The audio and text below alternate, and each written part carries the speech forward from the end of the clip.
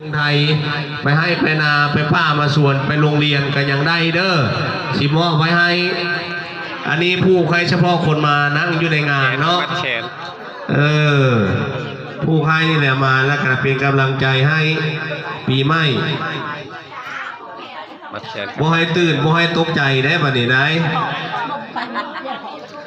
ควันไปยุ่นน้ำพียำสางอย่าไปน้ำพีอย่าหนีน้ำผู้ใดเด้อเพิ่นว่าเอาผ่านให้มายุ่นในเนื้อในคิงนี่แหละหลวงปู่เพื่อกระทำพิธีให้พร้อมคำเป็นท่าเพื่อนสวดผัดสีผู้แขนให้ผัดมันสีค้ำเนาะนั่งสวดพร้อมผู้แขนน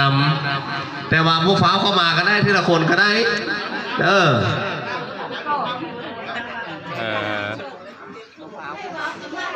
ขนาดมากพอท่านเบิดบานนั่นเด้อมา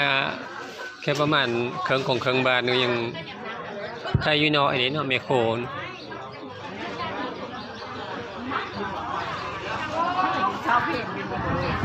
บรรยากาศบัดเขียนครับ